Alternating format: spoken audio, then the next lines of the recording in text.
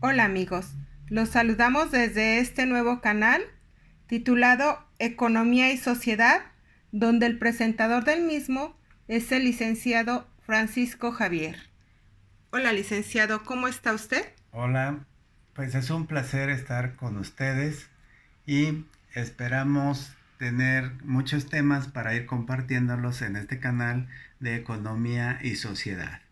Hoy, por ejemplo, vamos a tocar el tema que es el que tuvimos en la semana, el tema coyuntural de aranceles. ¿Sí? Entonces vamos a apoyarnos de unas diapositivas para combinar la voz con la imagen. ¿Ok? Entonces vamos a ver primero el concepto de arancel. Dice, arancel es el tributo que se aplica a todos los bienes y servicios que son objeto de importación. Entonces, ese va a ser el punto importante, la importación y el pago de aranceles. En el caso de México, tenemos principalmente cobro de aranceles a los productos de China. Los productos de China vienen a México y nosotros les ponemos un arancel para proteger el mercado interno y los productores mexicanos para que no entren productos más baratos y desplacemos a los empresarios productores de nuestro país. ¿Ok? Bueno, vamos a pasar a la siguiente diapositiva. Aquí vemos que Donald Trump impone aranceles a México. El presidente estadounidense unilateralmente planea poner aranceles del 5% mensual hasta el 25% para iniciar a aplicarse el 10 de junio del 2019.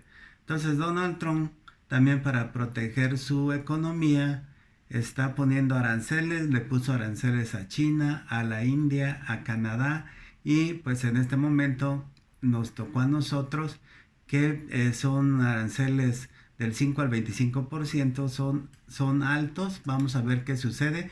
Los efectos negativos para Estados Unidos es aumento de los precios a los productos importados de México a Estados Unidos. Entonces sí, el estadounidense pagaría eh, un poco más alto los precios porque está pagando el arancel. Entonces, si es de 5 sería 5% más. De 25 pues ahí ya es alto. Un producto de 1,000 pesos pasaría a 1,250. Entonces, ahí el consumidor reduciría el consumo de ese producto. El otro punto es la disminución del comercio en los 3,000 kilómetros de la frontera con México. Disminuiría los mexicanos que pasaran de Estados Unidos a consumir, bajaría. ¿Por qué? Porque con el arancel los productos estarían más caros. O sea, ya no sería tan conveniente pasar al lado americano a hacer nuestras compras.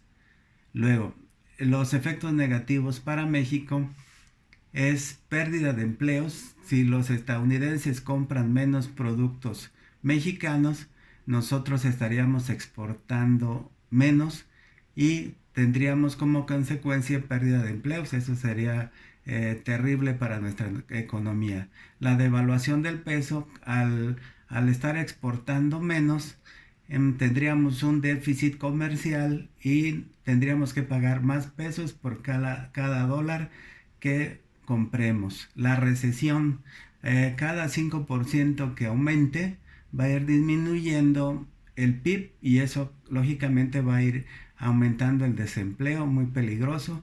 Y si llega hasta el 25%, pues tendríamos una crisis económica porque sería insostenible ya tener tantos desempleados y el PIB muy bajo. Eso es la crisis económica, es ya cuando nuestras variables económicas son muy bajas. Pasamos a la siguiente, que sería firma del Tratado de Libre Comercio de América del Norte en el 93. El antecedente que tenemos es de que hay una relación comercial México, Estados Unidos y Canadá gigantesca, y más entre México y Estados Unidos. Es una relación tipo queso Oaxaca, muy, muy unida, porque se firma en el 93 y desde el 94, el 1 de enero del 94 al 2009, inicia un proceso que se conoció como desgravación arancelaria, que fueron 15 años de irle quitando impuesto a las mercancías de los 3 países integrantes del Tratado de Libre Comercio de América del Norte. Entonces, ahí para agilizar el comercio se fueron quitando los aranceles. Entonces, los productos de México a Estados Unidos, en este momento, por ejemplo, el agua, una botella de agua entra a Estados Unidos sin aranceles, y así muchos productos producidos a México se van a Estados Unidos y no pagan aranceles, entran de productos de Canadá o Estados Unidos a México y no pagan aranceles. Entonces el principal motivo de haber quitado los aranceles fue agilizar ese comercio. Luego, principales exportaciones agroalimentarias a Estados Unidos, tenemos por ejemplo la cerveza. La cerveza es muy demandada, la cerveza mexicana, el aguacate, que aquí en México lo conocemos ya como el oro verde, también muy demandado en Estados Unidos, y el jitomate también tiene una gran demanda. Las exportaciones tecnológicas a Estados Unidos, tenemos la producción de autos, las pantallas, los celulares. Aquí en México se producen el producto terminado y también componentes para que lo ensamblen en Estados Unidos, y viceversa. También tenemos partes que vienen de Estados Unidos para la producción nacional. Entonces hay un intercambio de elementos para conformar los productos terminados en ambos países. Principales importaciones de Estados Unidos, tenemos que les compramos tecnología, maquinaria, todo eso nos los vende Estados Unidos. Alimentos, compramos maíz, frijol, arroz, que nos los vende Estados Unidos. Y gasolina nos vende mucha gasolina Estados Unidos. Se logra detener los aranceles del 5% al 25%. Aquí dice Marcelo Ebrard, secretario de Relaciones Exteriores, y Mike Pompeo, secretario de Estado estadounidense. Entonces esta foto pues es realmente una fiesta para México, porque se logra detener esos aranceles y quedamos otra vez como buenos vecinos entre Estados Unidos y México. Se tiene que seguir trabajando, seguir haciendo las cosas bien. ¿Por qué? Porque ya este susto estuvo tremendo, pero qué bueno que no continuó. Y esa sonrisa fue la sonrisa mía y de millones de mexicanos al saber que no se iban a aplicar los aranceles. La negociación para no tener los aranceles, Estados Unidos condiciona a México el control migratorio. Entonces los centroamericanos, Honduras, Guatemala, El Salvador, su destino es Estados Unidos, y Estados Unidos pues no quiere tantos centroamericanos, y ya nos piden a nosotros que controlemos nuestra frontera sur, que nuestra frontera sur siempre ha estado controlada. Tenemos a los de garitas de migración, que ellos han detenido a los centroamericanos, pero lógicamente se va a tener más énfasis en el control migratorio. México condiciona a Estados Unidos a invertir en Centroamérica. Aquí la condición que puso México para tener esa buena relación fue de que haya una inversión tanto de México como de Estados Unidos en Centroamérica, para que se generen empleos, porque son países muy pobres y se necesita que tengamos ese apoyo México-Estados Unidos para que se creen empleos en Centroamérica.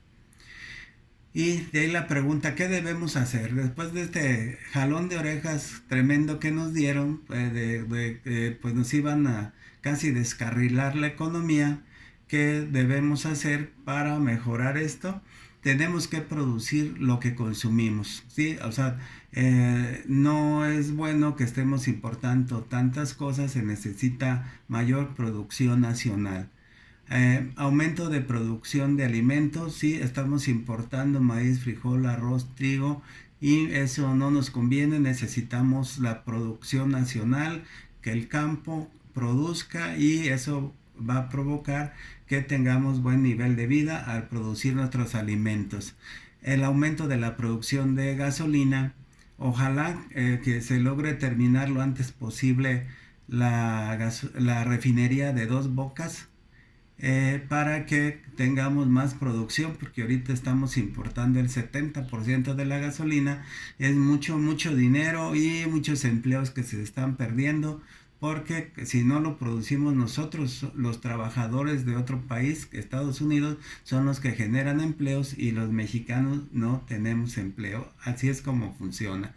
El consumo interno se tiene que mejorar y eso va junto con el mejoramiento de los salarios, que se mejoren los salarios para que las personas puedan comprar sus satisfactores y eso fortalece nuestra economía. El último punto es diversificar el comercio. Ahorita tenemos 80% de exportaciones a Estados Unidos, lo necesitamos reducir para que se diversifique, que haya más comercio con otros países, que se diversifique para no tener así que todos los huevos en la misma canasta. Y México es un gran pueblo, porque este gran golpe que nos dieron, a pesar de que estuvo duro, pues el saldo fue positivo. Dice: lo que no te mata te fortalece.